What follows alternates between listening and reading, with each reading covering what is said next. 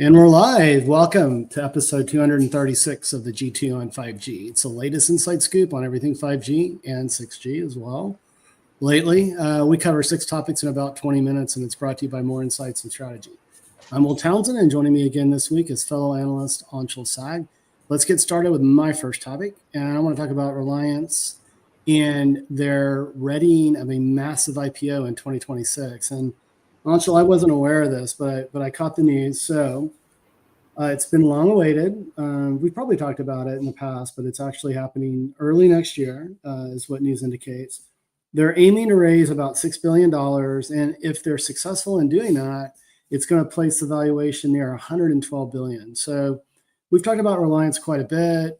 Their disaggregated deployment of infrastructure, their huge subscriber base as well.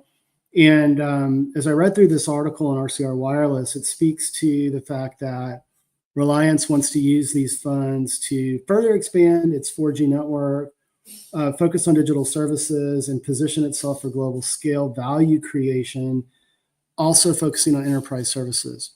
But what's really interesting within the article as well, it talks about how a lot of analysts, including you and I, have had concerns that they're not monetizing what they're doing from a network perspective beyond access. And hey, listen, you can't fault them.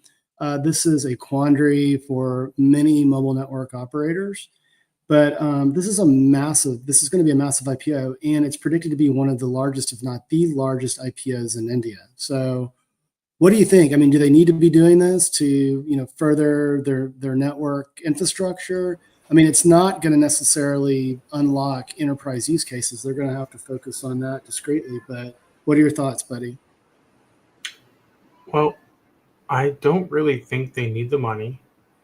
I really think this is more of an exit for some of the people who invested in Reliance Geo platforms. Mm-hmm. If you remember, there were a lot of companies that were making investments maybe a year or two ago. We made a lot of announcements, whether it was Google or, just tons of companies were investing in geo platforms. So I think that this is really an exit for those companies, first and foremost. Mm-hmm.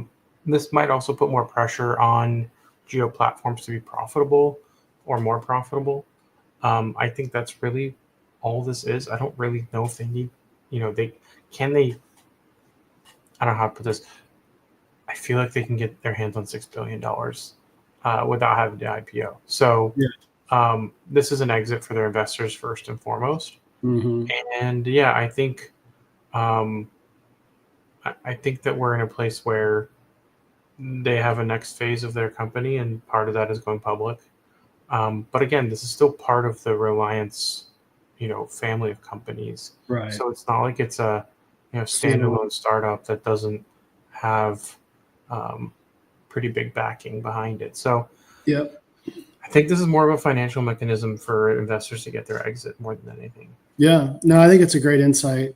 When you look at the subscriber base, I talked about it being massive. It's 500 million, right? And from a growth perspective, I believe that they would be better focused on developing things like enterprise solutions, applications. We've seen SK Telecom and other Korean operators be really innovative with respect to moving beyond access and really focusing on use cases. And there's an AI component to this as well, and I'm going to talk about that in my second topic. But it'll be interesting to see how it all kind of rolls out.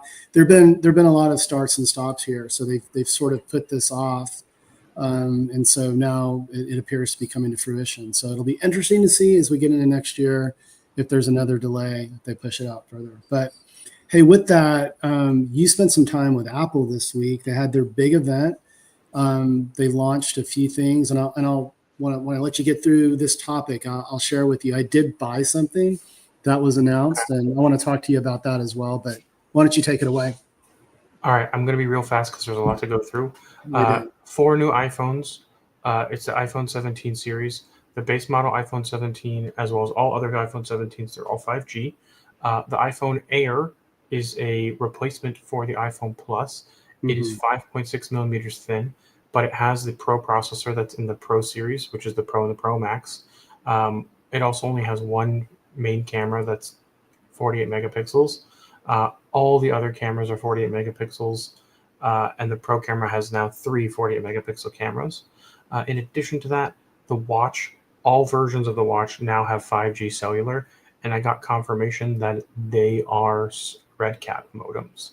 So Oh, that's cool. going to be how they save power, but also deliver better performance than the 4G modems did. Mm-hmm. Additionally, the Apple Watch Ultra will now have satellite connectivity, which is great for people who only take their watch out with them and don't have Mm-hmm. a phone. Then they also announced the AirPods Pro 3, which now have double the noise canceling, arguably way better fit in your ear, like the snuggest I've ever felt an AirPod in my ears, Mm-hmm. and a built-in heart rate sensor. So you'll be able to track your fitness without having to wear a smartwatch if that's something you want to do. Yeah. Um, in addition to all of that, the iPhone Air is the first chip or first phone from Apple that has an A19 SoC, a C1X modem, which is a new upgraded version of the C1 modem that they claim is twice as fast and 30% more efficient, and the N1 wireless chip, which is Wi-Fi, Bluetooth, and Thread combo chip. So that is the most Apple Silicon iPhone that's out there. Mm-hmm. Um, I believe that the other iPhones still use a Qualcomm modem, but that is kind of the quick of it. I was, there, got to experience all the devices. iPhone Air is really, truly very premium feeling and looking device. Mm-hmm. Um, there are some questions about battery life, especially since they were promoting an Air, MagSafe battery attachment for it at the launch. So there's clearly some sensitivity to its battery life. But otherwise they've really, refreshed the whole lineup, and they added a new camera across all the new iPhones called Center Stage, which is actually a square sensor. So it's most sensors are a 4:3 aspect ratio, but this is a perfectly square sensor. So that way you can get both landscape and portrait images on the same sensor without having to turn the phone. And that way it uses AI to detect faces and determine if you need landscape or portrait based on what Oh, people are in the shot and how they're being framed. So that's a pretty cool feature. I actually think that will be the most popular feature yeah. across all the new iPhones. Yeah, for sure. There wasn't a lot of depth on Apple Intelligence, was there? No, I mean, the only depth was they announced the new translation feature for the AirPods, Yeah. um, then the facial recognition for Center Stage, and that's kind of it. Interesting.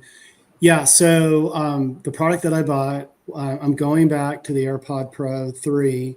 The reason why I really liked it, I mean, I think, the sensor is great for the health, measurement and that sort of thing. But the real time translation feature, I felt was going to, is pretty cool. And you're beginning, there are lots of inexpensive, earbuds out there that do this sort of thing. But that's what sort of sold me. So I ordered a pair. But what was interesting, I don't know if you caught this news. Apple is disabling that feature for customers in the European Union based on some sort of like compliance thing or privacy thing. Are you aware of that? I did see that. Yeah. I forgot that they had done that Uh-huh. because it was announced after the launch. Hmm. Um, I'm not surprised. Yeah. Meta has had to restrict certain AI features in Europe as well, Hmm. and I think this will just be a continuance of, you know, regulatory uh, structures and requirements delaying certain features until Hmm. the companies can get them approved. Yeah. It's interesting. So I'll still be able to use that feature when I travel to Europe. I'll be in London and Riga, and possibly Barcelona in December for HPE Discover EMEA.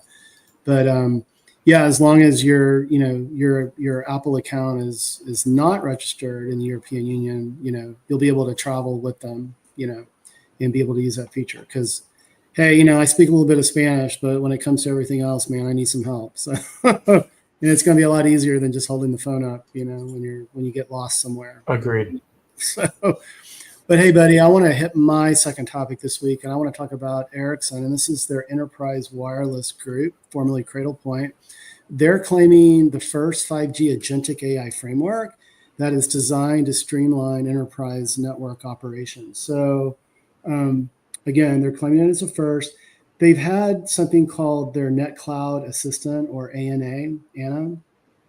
But what this is going to do, it's not just necessarily a chatbot. So it's going to be a set of orchestration agent or agents and task agents that are focused on automating workflows, fault issue resolution.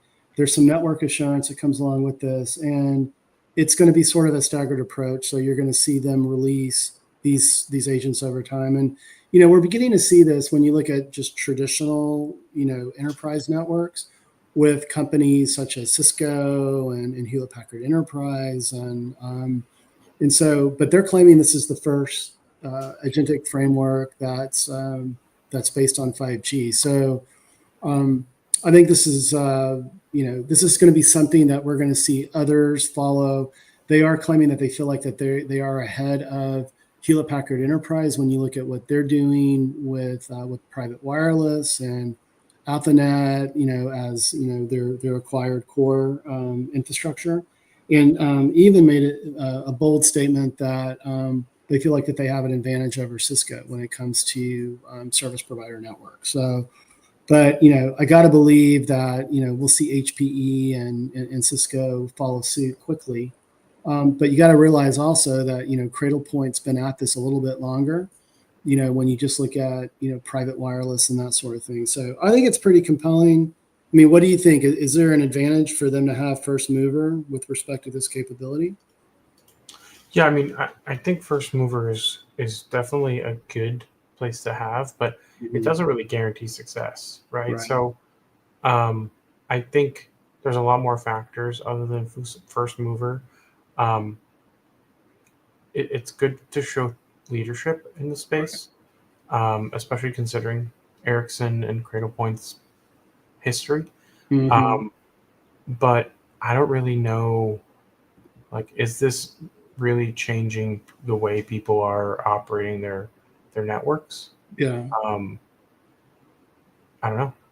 Yeah, I mean, it makes you wonder. I mean, how easy is it to port an agentic framework over a mobile network versus an enterprise, network that's, Ethernet based, and you've got routing and switching, infrastructure attached to that as well. So it'll be interesting to see how this all rolls out, and if they can command, a true leadership position. And at the end of the day, leadership basically is defined by how much addressable market can you capture, how much top line revenue can you drive, and how much profitability can you realize from all of that. So it'll be something that I'll be keeping my eyes on over the coming months. So, but hey, let's go to your second topic, and this is pretty big news. Space, so I think we've talked about AT&T and how they probably on our last podcast how they purchased quite a bit of spectrum from EchoStar.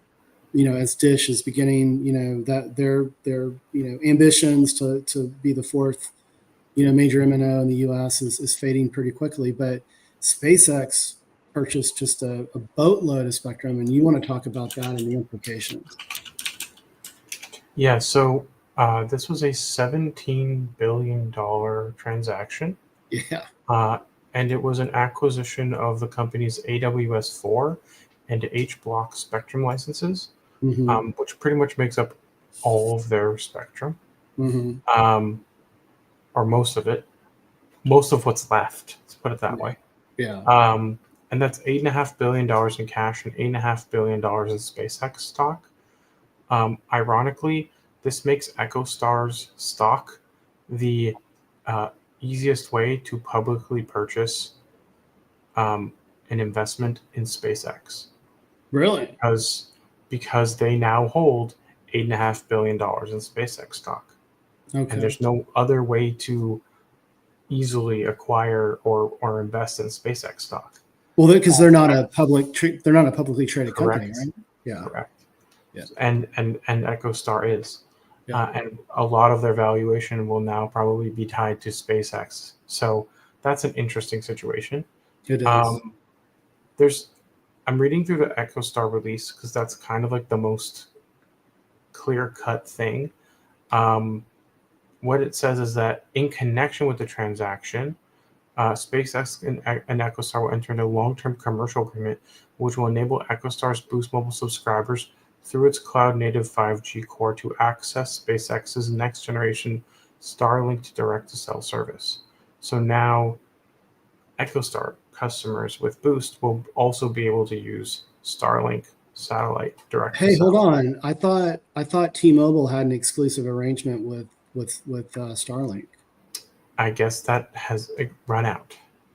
Interesting. Keep in mind, there's no specific date for when this is available, so Okay. there's a chance that might happen next year. Yeah. If there's an in addition to that- exclusivity, like time-bound agreement with T-Mobile, right? Yes, and in addition to that, EchoStar specifically states in the release that they anticipate this transaction with SpaceX, along with the previously announced spectrum sale, will resolve the FCC inquiries.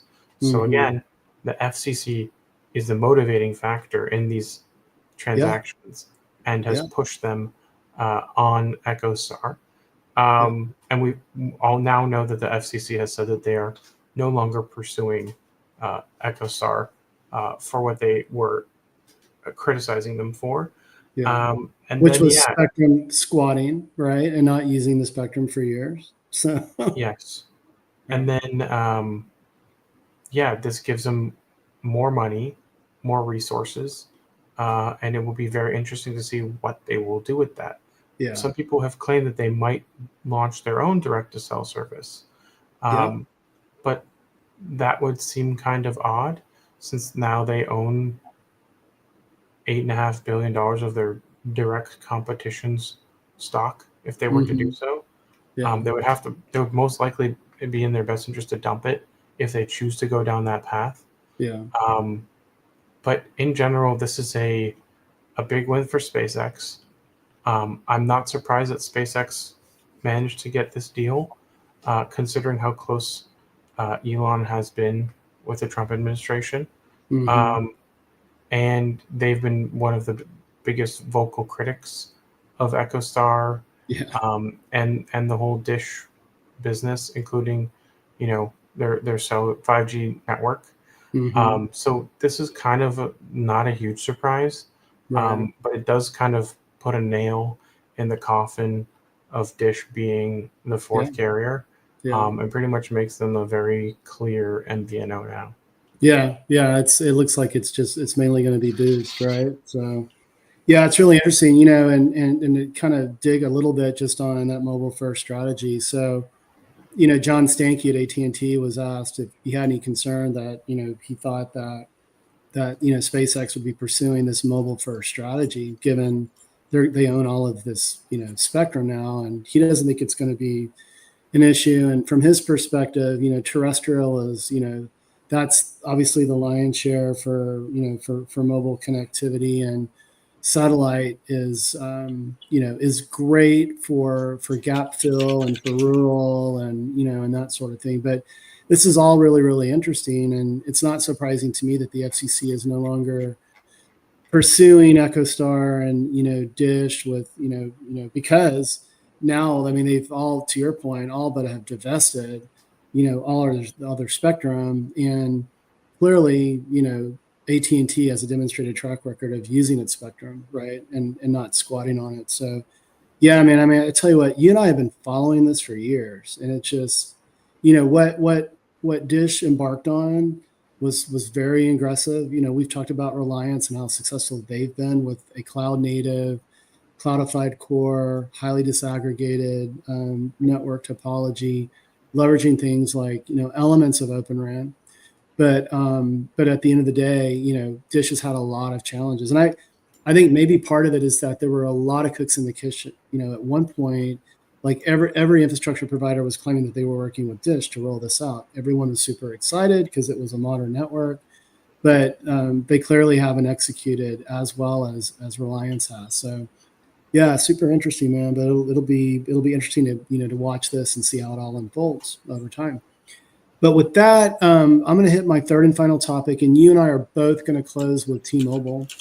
From my perspective, I want to talk about, and I may have alluded to this, like after you and I attended the technology summit in Bellevue last month and in the analyst event, but T-Mobile is clearly moving past CBRS spectrum, in particular for neutral host, and it's really interesting because there have been companies like Solana and others that are focused on neutral host.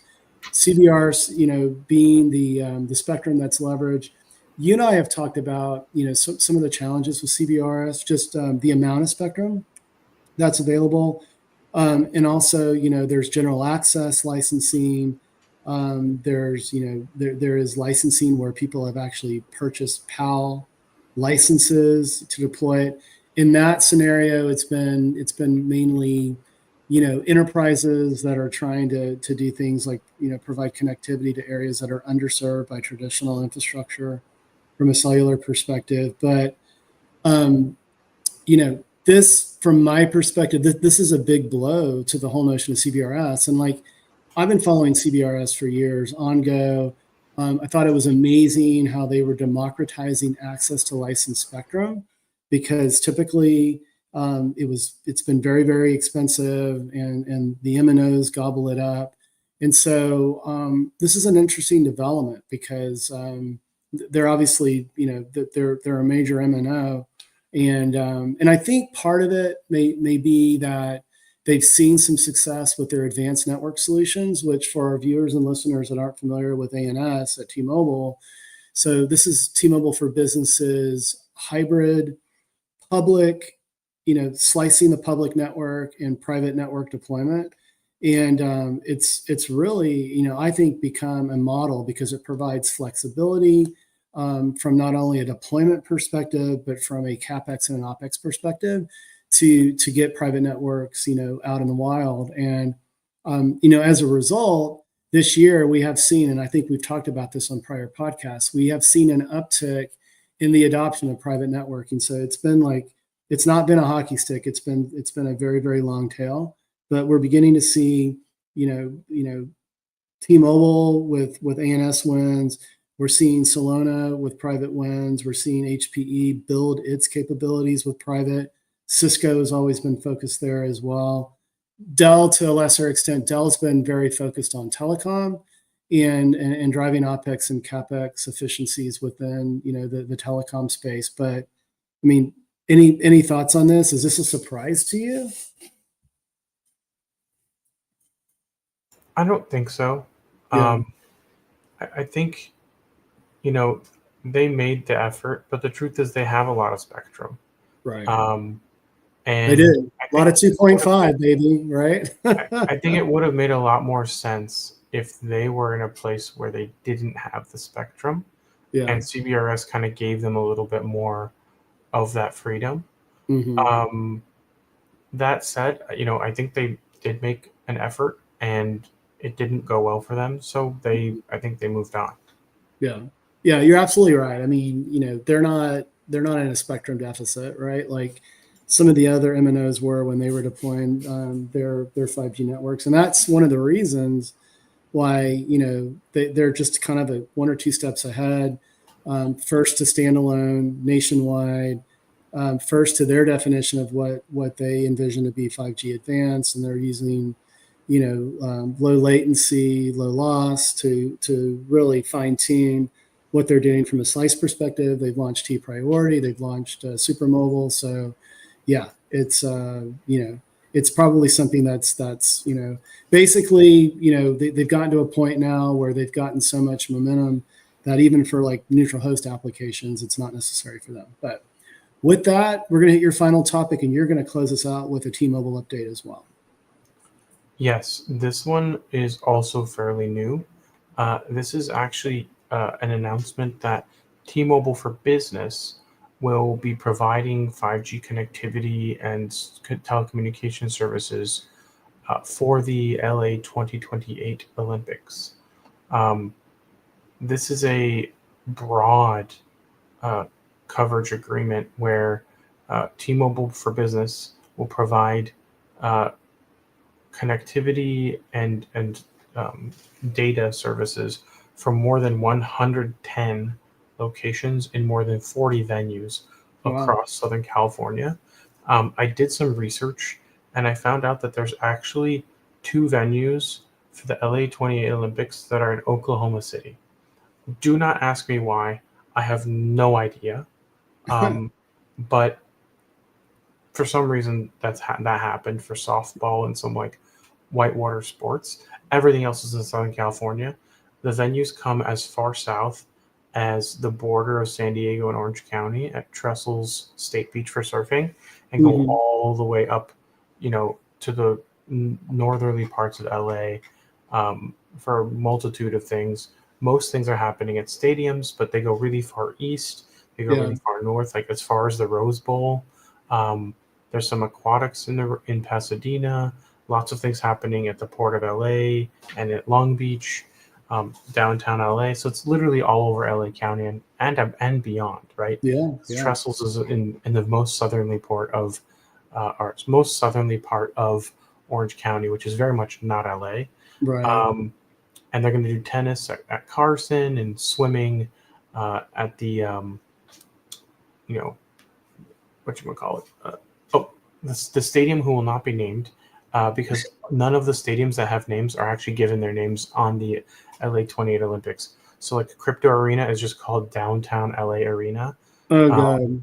It's and like BMO Park where LA plays, they call it Exposition Park Stadium. So like, they won't give any of those sponsors their naming rights for the Olympics unless they pay for it.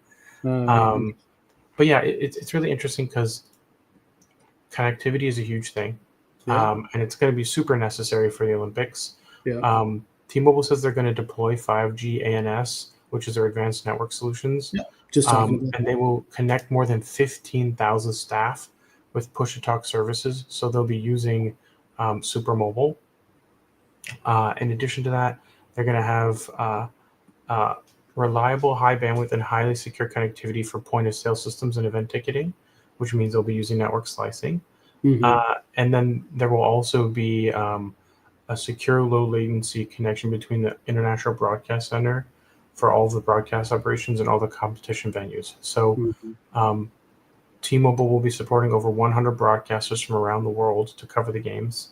And they will also use the games as a showcase for all of their use cases for sports and beyond. So our friends at the Game Time Tech might want to cover this because T-Mobile is going to be one of the driving forces behind the LA 28 Olympics, and it's also for the Paralympics as well. So it's going to be really interesting to see, what kinds of experiences we get out of it, and hopefully more 4K transmissions, because I like watching things in 4K, and I feel like we're not getting enough 4K. Yeah, I hear you.